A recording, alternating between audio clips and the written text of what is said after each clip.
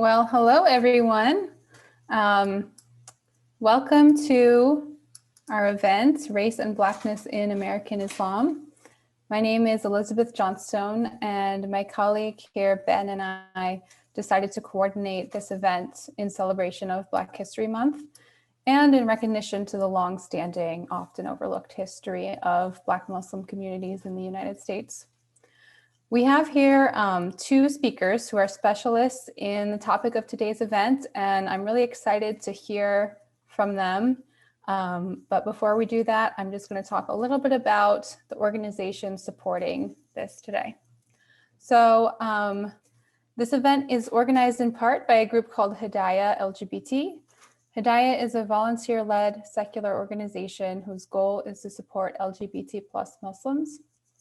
Hidayah aims to promote social justice and education to counter discrimination, prejudice, and injustice. Hidayah is a registered charity in the UK, and this summer, we established a US board to run programming here in the US. So I just want to put in the chat a quick link to our website if you're interested in checking us out. And I'm also going to drop a Google form that you should be able to click on if you're interested in volunteering, or if you just want to be added to the email list, you can just enter your name and email. This event is also sponsored by Indiana University's African Studies and Islamic Studies programs, along with the Muslim Voices Project at Indiana University.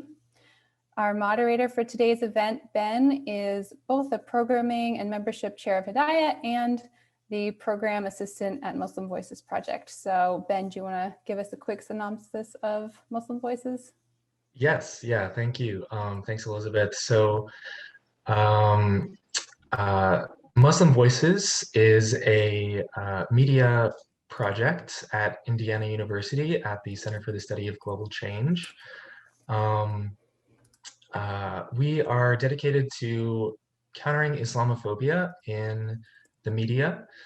We provide a platform for amplifying diverse local, regional, and global Muslim voices. And we have a goal of critically dismantling Islamophobic discourse and representation, especially in the media in the US. You can learn more about us by visiting our website, muslimvoices.indiana.edu. And you can follow us on our Twitter account, which is at Muslim Voices on Twitter. Thanks, Ben.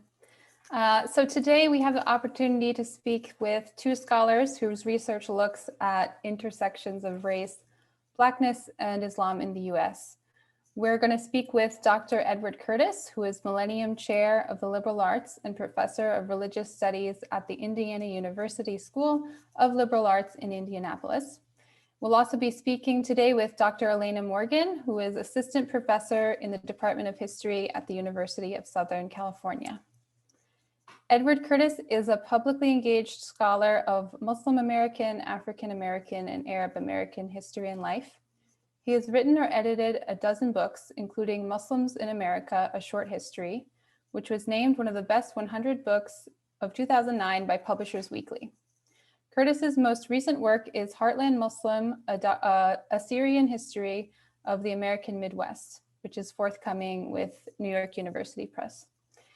He is also currently directing the Arab Indianapolis Community History Project. Alaina Morgan's research focuses on the historic utility of religion, in particular Islam, in racial liberation and colonial movements of the mid to late 20th century Atlantic world.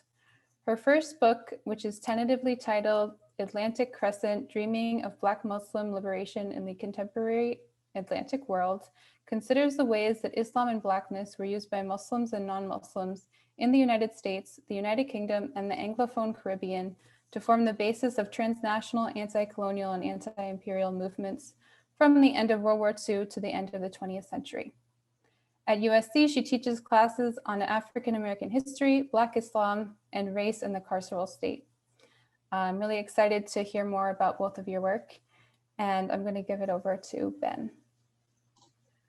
Yep, thank you, Elizabeth. And I want to welcome our panelists once again. It's great to get a chance to talk with you, Dr. Curtis and Dr. Morgan, so welcome.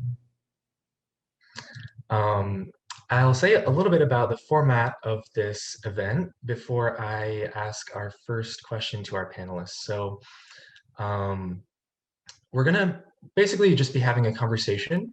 I'll be a moderator asking some questions for our panelists, and then you'll have a chance to respond. Um, I am intending this conversation to be about 30 to 40 minutes, which should leave us some time at the end for some questions from the audience. So those of you in the audience, please, you can use the chat function, you can use the Q&A function, and you can type your question there, and then we'll get to it towards the end of this event. I also want to say that we are recording this event, and we will be sharing the recording at a later time on Muslim Voices social media pages, our YouTube page, and our website, muslimvoices.indiana.edu. All right, so the first prompt question that I have for our panelists is a chance for you to talk about the theme of this event today, which is intersections of race and Blackness in American Islam. And I'll start with Dr. Curtis. You've written extensively about the histories of Islam and Muslims in the United States. And I'm wondering if you could just tell us a bit about how Islam has served as a resource for projects of Black liberation and racial justice in the United States. Well, of course, there's never been a United States without Muslims and Islam in it. But long before the United States became an independent country in 1776, there was a vibrant Muslim presence in the 13 colonies and across the Americas. But in order to see how Islam becomes a resource for Black liberation, we really need to begin to look at the period around World War I. And it's after World War I that African Americans in the United States begin to meet and interact with Muslims from around the world and form anti-colonial movements. People like Duze Muhammad Ali, the Sudani Egyptian Shakespearean actor who was a Sunni, people like Sati Majid, the Sudanese missionary, and these people like the Ahmadi missions who established themselves in Detroit and then in Chicago, Muhammad Sadiq. So these foreigners coming together with American-born Black people identify various religious interpretations of Islam as a resource for not just equality in the United States, not just a discourse of rights, but a discourse of psychological, spiritual, economic, and political liberation for the entire, what Malcolm X would call dark world, for the Afro-Asian Latin world. And so in the 1920s, this is the key moment for the rise of Islam as a resource for Black liberation. And we can see how many of the themes that are articulated in the 1920s, Islam as the historical heritage of Black people, Islam as a form of political solidarity, Islam as a form of spiritual renewal, Islam as a form of Gnostic science that unlocks the keys to understanding the universe and of self-improvement and of community empowerment. All of those things are, at least in their early form, they begin to bloom at this key moment in the 1920s. So that would be how I might approach, this from the beginning. Right. Yeah. I mean, if I could just pick up. So for me, right, every single thing that Professor Curtis said, I totally echo that. And I think that all of this really kind of begins on the cusp in the interwar period, right, in between World War I and World War II. but for me, right, I think in my research, I have identified really that the most important institution for Black people in the United States as an entry point to Islam really is the Nation of Islam, right? And in the 1930s, we see the Nation of Islam through a connection between a native born, right, American man and a foreign Muslim from, right, the Islamic diaspora, creating this organization which engages in the vacuum that is caused by the decline of the Moorish Science Temple, as well as the imprisonment of Marcus Garvey and the fall of that Pan-African movement, right? And so this is, I think, the most important entry point for Black people to reclaim, right, as Professor Curtis suggested, right, Islam as their religion, right, and to reject Christianity and the oppression that Christian leaders and Christian frameworks justified for African Americans, but also, right, to help in a very Garveyite sense Black people to do something for themselves, to create businesses, to create their religious institutions, et cetera, et cetera, et cetera, right? Again, right, I think that as Professor Curtis pointed out, for me as well, one of the things that's most important is the way that Black Islam and Black Muslim leaders are creating a framework that's identifying racial justice as not just a local struggle, but also as a global struggle, right? And that's happening not just in the United States. This is all part of this global system which oppresses people of color and indigenous people through empire, through ghettoization. And we really see this begin to, from those seeds that are planted, right, in the 1920s, 1930s, and then after the war, the Second World War, we see this come to fruition in the 1960s, immediately after the Bandung Conference of 1955, as well as, and in this period, off of that spirit, right, that's created from Bandung, we see the growth of Afro-Asian solidarity movements throughout the US, right? Afro-Asian solidarity movements in the United Nations, right? But also independently, leaders from the Afro-Asian world with Black Americans like Malcolm X, right, trying to form these Afro-Asian solidarities, these third world, dark world solidarities, right? And that, I mean, I know we'll get to this, right? And that continues today, right?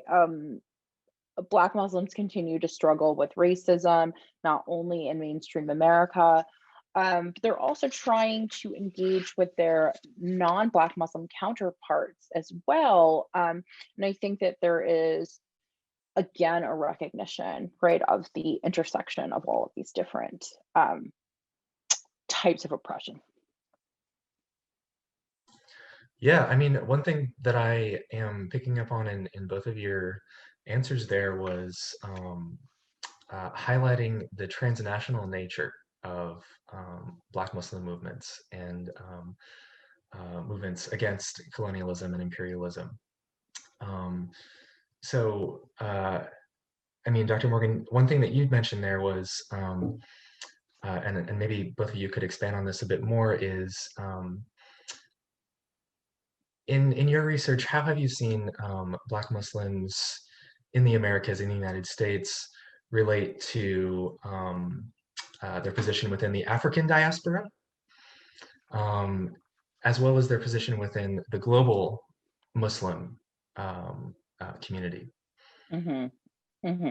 So I think that, so the quintessential example, right, I think, of Black Muslim movement or leader that actively sought to engage with Africa and its diaspora is Malcolm X, right? It's Malcolm X's Muslim Mosque International, an organization of Afro-American unity. Unfortunately, both of those things were so extremely short-lived. They live on, right, in our imaginations of what they could have been rather than what they actually were, right? Since then, some of the things that I've uncovered is that various leaders have tried to kind of continue, at least in thought, right, these connections, these ways to connect themselves back to Africa. One of the things that I've uncovered is, right, in the 1980s, Minister Farrakhan actually, he had what I call a revolutionary bromance with Muammar Gaddafi in the 1980s, and they kind of saw themselves as this united front against American imperialism. Um, I don't think they ever sought to actually do anything, right? But they exchanged ideas. They Gaddafi appeared via early Skype, like telecast, I guess. I don't know what that looked like in the 1980s. Telecast right at the Nation of Islam's annual meeting, annual Savers Day convention. And Farrakhan also went to Libya as a guest of Gaddafi, right? And so Farrakhan would often use the example of Libya as well as American invasion of Grenada and Panama as this warning to Black leaders of the occupation of the inner city that was coming as a result of the growing war on drugs. And so I think that, there are, at least in the past, right, there's this recognition, as I mentioned before, that all of these struggles are intersectional, right? And I think that those intersections are much more marginalized now. I think that that's starting to change as the Black Lives Matter movement becomes more global, that there's a reclamation that things like the US dumping e-waste in Ghana, right, is the same system of oppression as building a waste treatment plant in a Black neighborhood, right, or that appropriation of water resources in Gaza is the same kind of oppression as poisoning of water in Flint, right?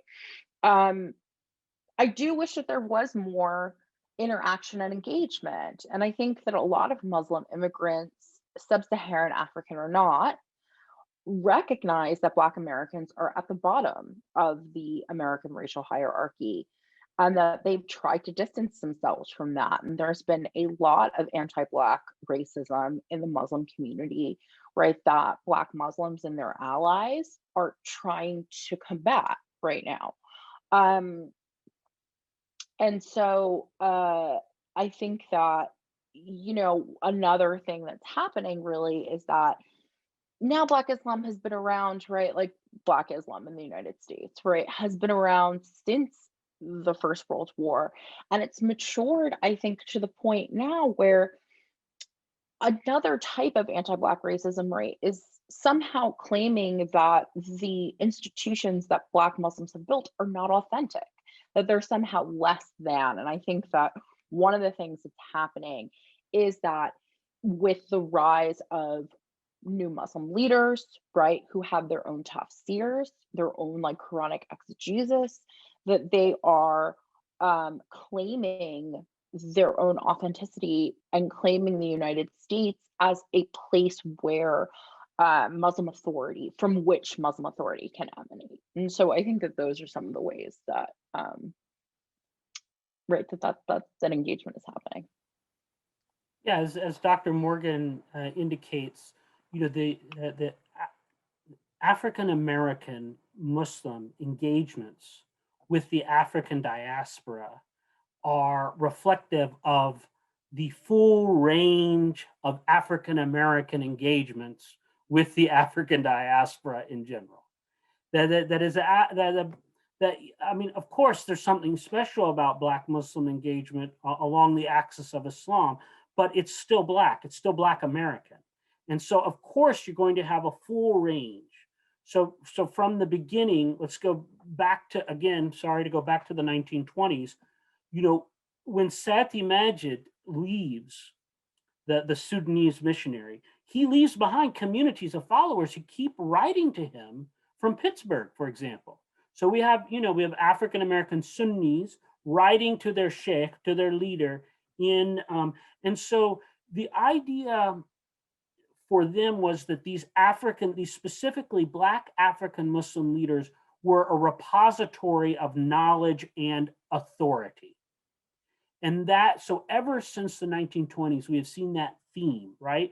And it is manifested today in American-born Black Muslim people looking for shayukh or sheikhs, leaders, in, for example, Senegal, where they find Tijani or Murid leaders. These are two Sufi orders that are very popular in West Africa, the Tijaniya and the Muridiya. And so we have African American followers who locate and study and go and travel in. So from the time of Sati Majid until today, and one of the people we have to emphasize for the Sunni Muslim, African American, American-born Sunni leaders is Muhammad Izzeldin, who was a leader in the Adenu Allahi Universal Arabic Association. And our Adenu Allahi, the religion of God, Arabic Universal Arabic Association. They had a utopian or an intentional community outside of Buffalo, New York, and then they spread as a sort of East Coast movement. And Izzeldin went to Cairo, echoing long before Malcolm X went to Cairo. Izzeldin went to Cairo to study Islam. One of the important points of Black Muslim diasporic views of Africa is that they disagree with Hegel. That overall, they believe that North Africa is part of Africa. It is not lopped off. And one of the reasons why Malcolm X, when Malcolm X, he went to Egypt, in 59, and then I think it was 59, right, Alaina? 59, and then in 64, and stayed for a long time in 64. And he visited both Egypt and Sudan. But even when he was in Egypt, he spent time with Black people, both American-born Black people and then Black people from Egypt. And so he did not see any contradiction between being Arab, for example, and being Black, or being Muslim and being Black. It did not, for him at least, that was not the case. And so very much, North Africa was part of Africa for many African Americans. Let me just mention one other theme in African American Muslim engagements with African diaspora. And it's a theme, again, that goes back to larger African American engagements. There has been, since the colonization movement of the early 1800s, something of Black American exceptionalism when it comes to Africa. The idea that Black Americans had either greater knowledge of civilization, or they had greater knowledge of science, or of the true religion, that is Protestant religion. And we see this in both Liberia with the American colony there, and in Sierra Leone with the British colony. And you can trace that same theme up to Elijah Muhammad, and then to his Sunni son, W.D. Muhammad, who see the redemption of Africa as running not through Africa, but through Black people in America. That it was the revelation to Elijah Muhammad that would redeem all Black people. It wouldn't come from Africa. And in fact, Elijah Muhammad could be extremely critical, as could other African Americans in the United States, of African culture. So we see a full range from admiration and love and embrace to critique and pushing away, and a kind of American exceptionalist view of Africa. I think, can I just add something as well to this? And I think that what you see, right, in that ambivalence, right, that Elijah Muhammad has, I mean, some of the things that he really was saying about Africa were just so bad, right? That like when you go there, that it's just women without tops on, with nappy hair, breastfeeding their babies under trees, right? Like people like swinging from branches and things like that. I mean, but I think that what you see really is, one, this sense from the Garveyite movement, as Professor Curtis, right, kind of mentioned, that African Americans can improve the continent, right? That's something that they should do, and that this Pan-Africanism is a way for African Americans to not only engage with their roots, but also to to make improvements, right? And that they have the obligation to do so.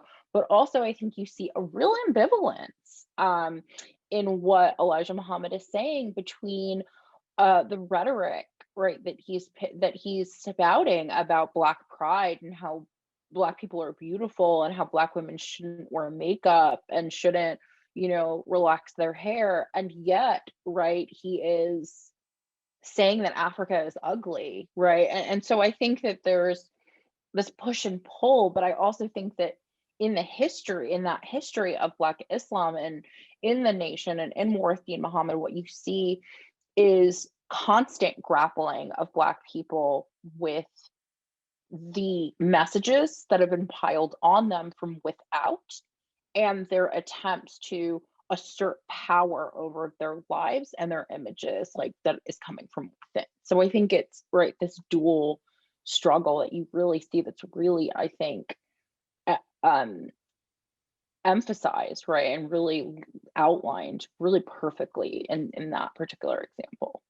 That's fantastic. I think that's exactly right, and it recalls the kinds of things you mentioned about Elijah Muhammad.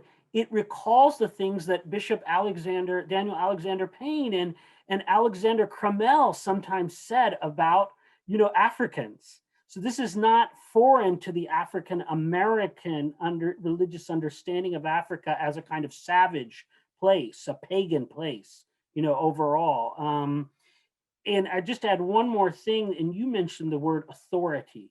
And I think this is this is something that isn't at its root from the Black American experience, but because some Muslims of African descent in the United States have become part of modern reform Sunni movements, they have sometimes adopted what I would characterize as the anti-Blackness that is very much a part of some modern reform Sunni movements, originating in particular out of places like the Muslim World League in Saudi Arabia.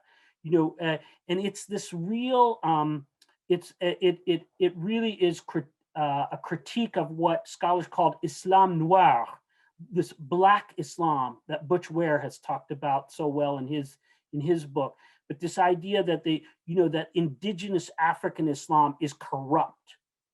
And the problem is we can't just blame this, on outsiders, because if you go to many Sunni dominant mosques in the United States and you talk to both African-born and American-born Black Muslims, you will hear this idea that many traditional African practices of Islam are bid'ah, are impermissible innovation. And so this is also, I wrote quite a lot about this in my book, The Call of Bilal, Islam in the African Diaspora. And so this is something that wherever you see the African diaspora, is that as people of African descent interact with others, and especially see as authoritative these critiques of culture over the pure Islam, you will oftentimes find that, guess what gets counted as culture? It's not just what women do, it's oftentimes what Black people do. And so this is an ongoing debate among not just Muslims of African descent, but Muslims of all racial backgrounds in the Ummah, or the global community of Islam.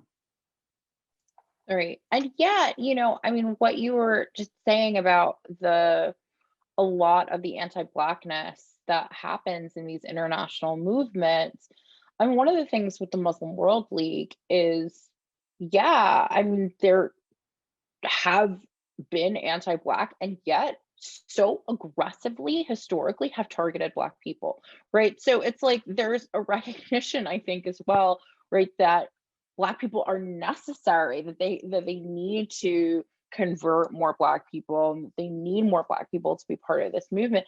And yet, right, a rejection of the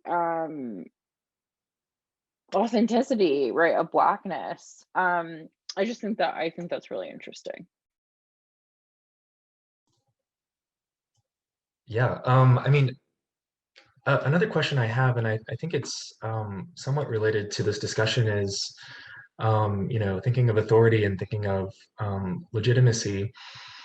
I'm wondering if you could talk a bit about women and Black Muslim women in the movements that you've researched. How have Black Muslim women exercised agency in terms of being a part of these movements, engaging with Islam, engaging with transnational anti-imperial projects?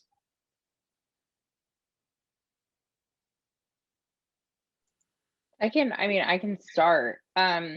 Yeah, so I think that the thing with Black Muslim women, right, in particular, they just have a naturally intersectional identity, right? Because they're able, and I think that Black Muslim women are able to see the ways that and exemplify the ways that white supremacy impacts Black people, women, sometimes queer people, immigrants, right, Muslims, et cetera, et cetera, et cetera, right? And so they've been able to work across multiple movements and sometimes to bring these movements together, right? Oftentimes, the contributions of women are buried under histories of great men. And I think that I am also guilty of this as much as other historians, because, and so I'm not pointing fingers at all. It's because of the way that the archive is constructed, right? The archive is constructed to record the histories of the most public facing persons and people in an organization or in a movement. Oftentimes, those are men. And in the history of Black Islam, oftentimes they are men because women voluntarily take a back seat. Um, and so, I think that, as Eula Taylor has shown, right, there is a promise that is inherent within all of the super problematic patriarchy that the Nation of Islam and that early Black Islamic movements really kind of spouted, right? That women should take a backseat to men, that men should be the head of household, right? That women need to comport themselves a particular way. They're in charge of like child rearing and all of these things, and instead of it being like really a partnership. And so I think that there are reasons that Black women have done the work and not taken the credit, right? And so one of the things that I'm interested in as a result, right, is more of the rank and file, right? Like, how are normal everyday people who are living their lives and just holding things together in the face of so much adversity? And I'd love to hear what Professor Curtis has to say about this, because I found in his first book, right, I loved the ways that he was really able to indicate the priorities of women and the needs of women in the movement through a reading of the newspaper, right, the Muhammad Speaks newspaper. And again, right, Eula Taylor at Berkeley has also shown the ways that the nation's women kind of held the organization together, while men like, sorry, the dog almost ate my ate my my headphone.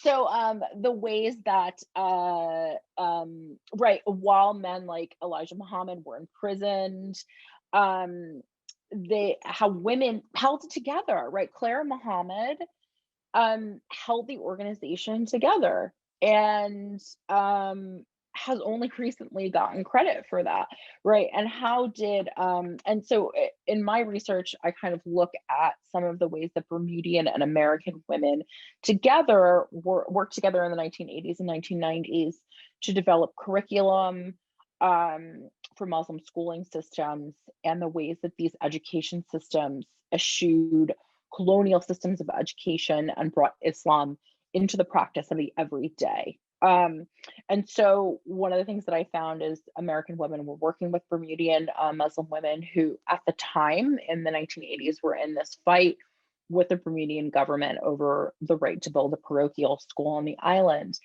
And these women were incredibly instrumental in petitioning the government, protesting, and developing a curriculum which rejected a Eurocentric version of history and centered Black people, Black history, and the Quran together. And one of the things that I was expecting, or almost that I wanted it to be a history of, oh, the women did all this stuff and the men didn't do anything, and the women didn't give any credit. What I found was the men and the women equally worked together. But when you look at the historical record, when you look at the newspapers in particular, the women are erased, completely erased.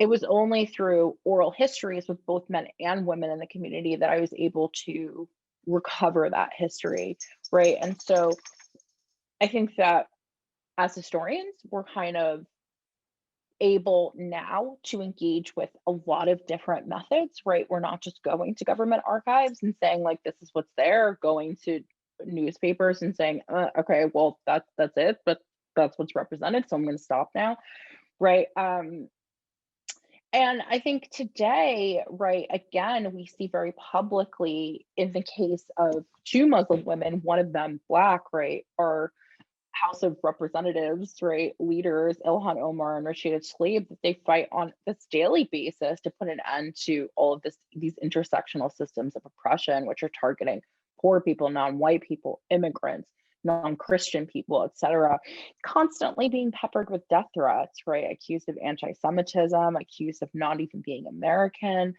I think that so much of that is reflective of the historical experience of Black women and Black Muslim women, but also the present day experience of Black women and Black Muslim women and how they live their lives every day.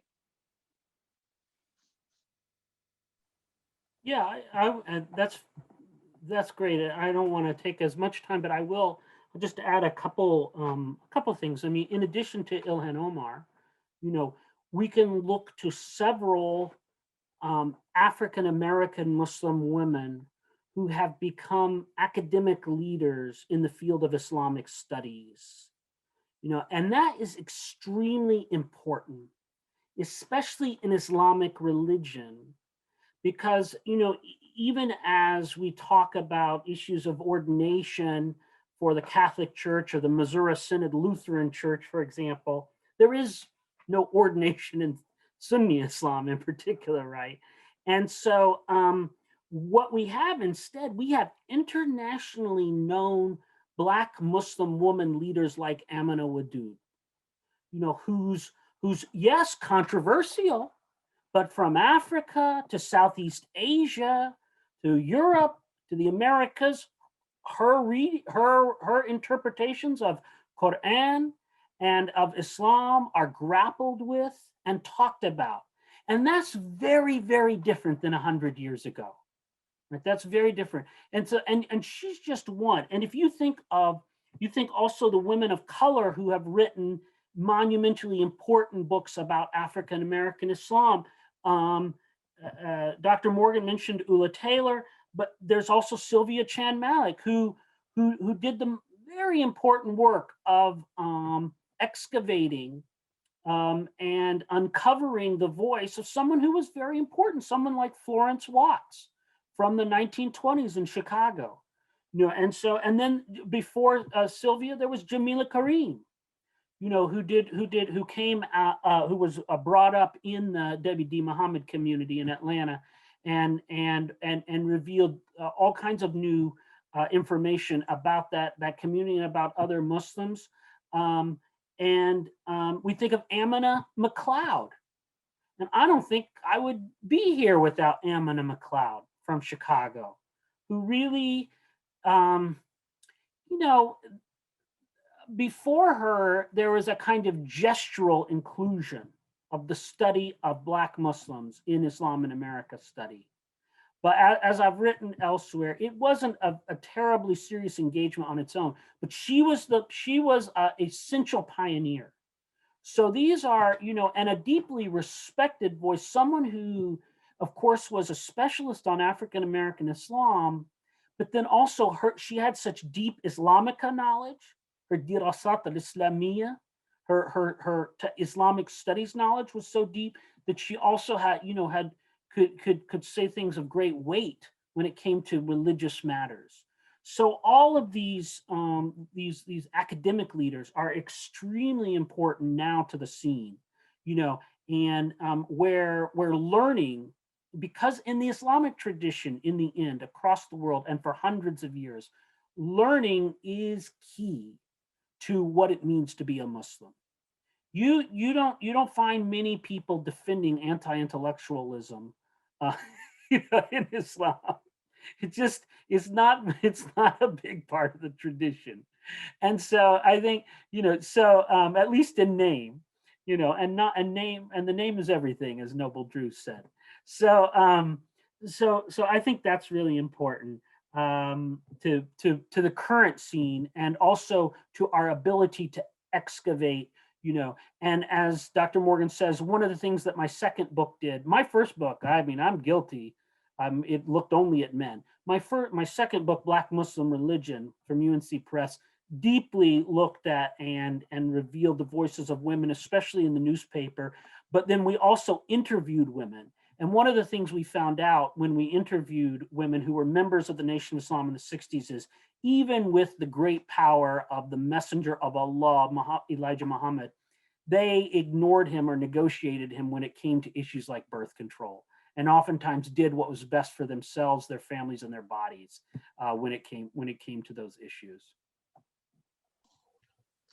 Yeah, thank you so much, Professor Morgan and Professor Curtis, for giving us that rich information, especially highlighting some of those vacancies in the archive that tend to get overlooked with women's contributions. The last question I have for you before we move into a Q&A is bringing it to the present, bringing it to the ongoing Black Lives Matter movement. Where do you see connections, resonances? How can the history of Black Muslims in the Americas inform, the current Black Lives Matter movement, and how we should think about it?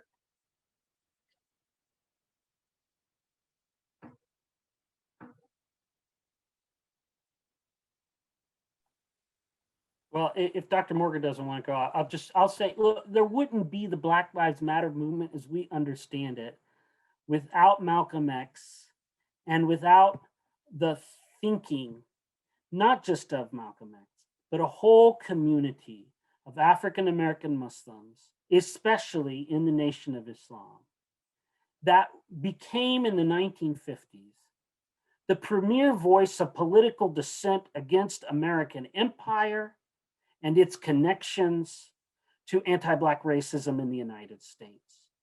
So many of the platforms, and it's not the Nation of Islam as completely different from, the Nation of Islam is part of and expresses, in the 50s and 60s, expresses a kind of radical Black self-love that insists on community control of institutions and rejects completely the idea that we've got to compromise with people, policies, institutions, and structures that do not love us back, that do not value us, that hurt us. And so I just see BLM as, in part, sitting on that foundation. Yeah, I mean, I agree 100%, right? I think that we need to look about the current struggle for Black liberation and the ways that Islam has been a part of that as part of a very, very, very long history, right, of racial justice protest and a negotiation of different kinds of strategies, right? Even within the history of Black Islam, right, there are so many different strategies, right? Like, just look at the way that Malcolm X, right, changed his opinions and his approaches, right, to liberation over the course of what was unfortunately a very short life, and what could have, right, possibly happened if he had, right, lived a full life. And so I would hesitate to say, right, that this that we're experiencing right now is not an extension of that, right? I do think that what we're seeing now is both historic on its own terms, right? We're living during a pandemic. Up until the present, we had like an openly racist president as opposed to just, right, like dealing with institutional racism, with a type of technology that allows people to instantly communicate with each other and organize, as well as to share these videos of gross police violence, right? But also, right, that as Professor Curtis mentioned, that all of these strategies are connected to the pride and Blackness and the rejection of not of and the rejection, right, of this idea that people of color are somehow less than, and a demand for that, right? And so, and one of the things that I think that I'm seeing right now is a return of intersectional third worldism that we saw during the 1960s, and then in my research, right, I've seen continue in some ways into the 70s, 80s, and even the 90s, right? Obviously, the Cold War is over, but I think that during this time, what we saw was, as I mentioned before, the recognition that solidarity is absolutely necessary and that the struggles of marginalized people are all part of the same mechanism. And I think that now protesters do realize this, right?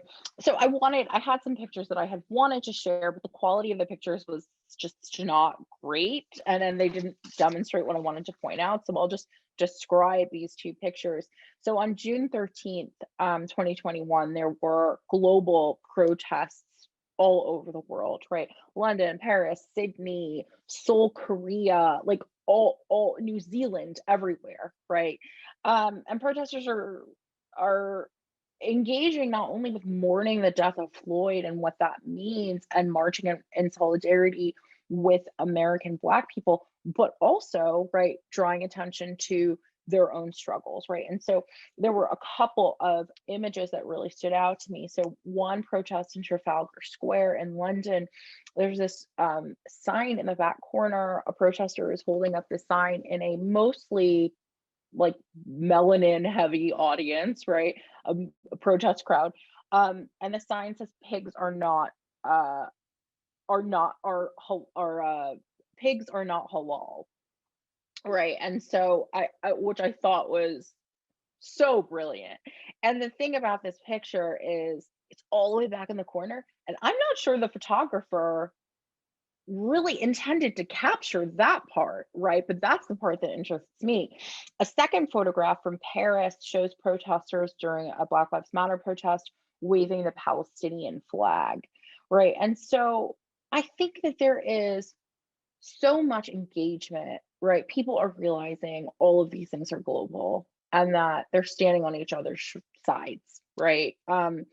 And so that's what I'm really interested in, right? I'm interested in going back historically, but I'm also interested in looking at the past and the present. And I actually have an article that's coming out about this in Modern Intellectual History. Not sure when it's going to come out, but I'll keep you guys posted. Thank you so much. So I want to open it up for questions from our audience. We've got about 10 minutes left. So please feel free to use the Q&A function and use the chat function to type out your questions. Well, can I just agree with something that Miriam Sharif put into the Q&A, that I want to acknowledge that there are differing interpretations of the nature of patriarchy in the Nation of Islam, and that one of my first published articles called Islamizing the Black Body way back in 2002 acknowledged that for many Black Muslim women in the Nation of Islam, they felt freed, not somehow captured by the Nation of Islam. I mean, this was a movement of freedom, and freedom of them as women in particular, not just as Black people, but as women. And so absolutely, my own view of this is that it's not an either or proposition. In my view, my job is to explain how people in the movement felt very freed by it, while also still noticing the politics of respectability that I believe are patriarchal and do further patriarchy in African American communities. So I do both, and I'm okay with the idea that there's a contradiction in that. I want to highlight one question here from an anonymous attendee. They ask, how does the legacy of sports heroes like Muhammad Ali help combat Islamophobia? Are Muslims and Arabs in general indebted to Black Muslims for confronting different sorts of racism against Muslims and Arabs in the US and abroad? And do Black Muslims get the credit they deserve for their contributions? I mean, no, I don't think that Black Muslims get the credit that they deserve for their contributions. I think partially, which is why we're having this conversation, right? Like if they did, then it would just be, or this conversation would be redundant, right? Like why would anybody care to write about it or care to talk about it, right? I think that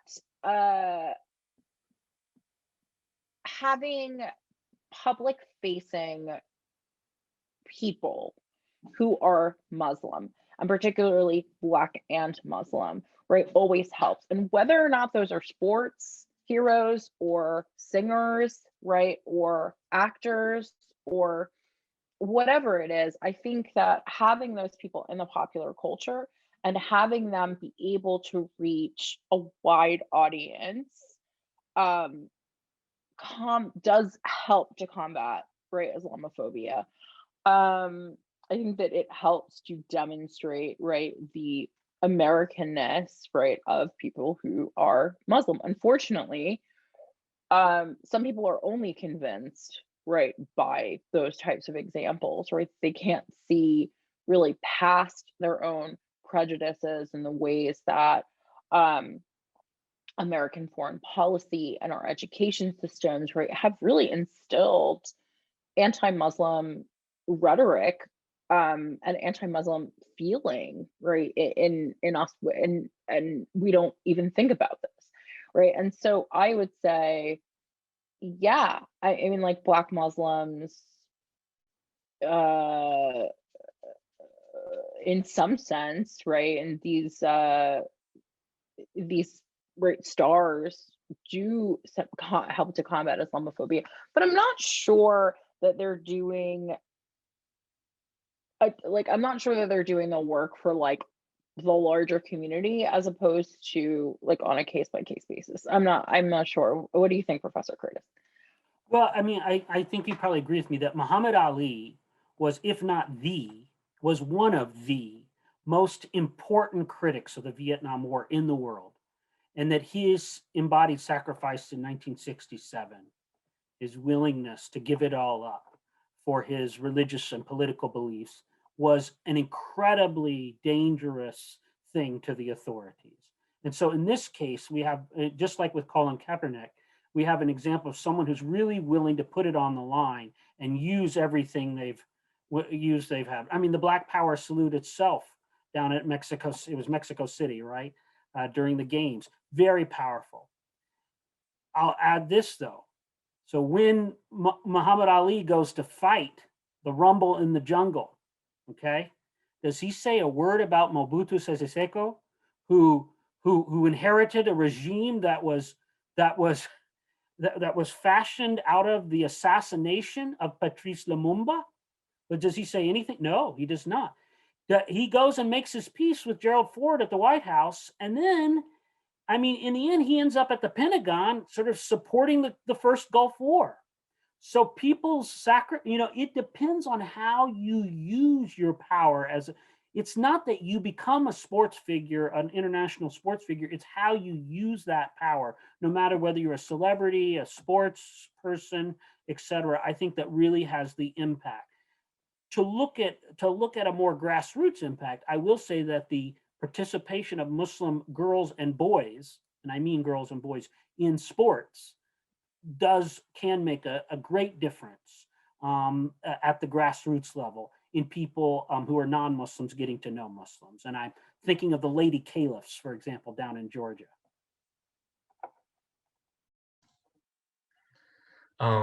So we're getting to the end of time. I think we have time for maybe one other question. So I'm looking in the Q&A. There's so many. I wish we had time for all of them. But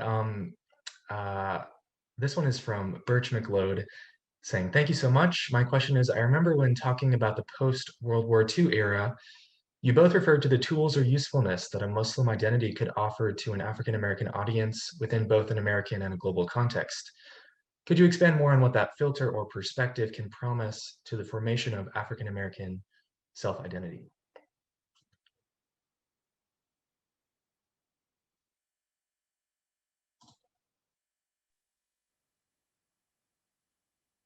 So, if you grow up thinking that you're completely isolated and that you're part of a population of 10 to 14% in a country of 330 million people, you might feel really alone. But one of the most powerful things that Malcolm X ever said, right, was that you are actually in the majority in the world, not the minority. Act like it, And so there's I mean that's the first thing. And second thing, what it means is that you can, if you are having, that there's a whole Black world out there with incredible wisdom and experience that goes back to ancient times, right? So that you can rely on to instruct yourself, to inspire yourself, to feel like you have a community, to forge a community. All of that, those are some of the resources that are provided by thinking of yourself not just as a U.S. American, but as a person who's part of the Black world. Yeah, I think that that's absolutely, I think that that's right, right? That this idea, right, that we're not local minorities or national minorities, but instead that actually if we all band together, we are a global majority, right? And I think that the way that Black Muslims have typically, right, at least in the Nation of Islam, have looked at Blackness is extremely expansive, right? So if you're not white, basically you're Black. And if you're Black, then you're Muslim, right? So we see, right, that if you exclude, right, Europeans from that calculus, that's everybody else in the world, right? And right, that the people that are marginalized and that without power are actually in the majority, right, of people.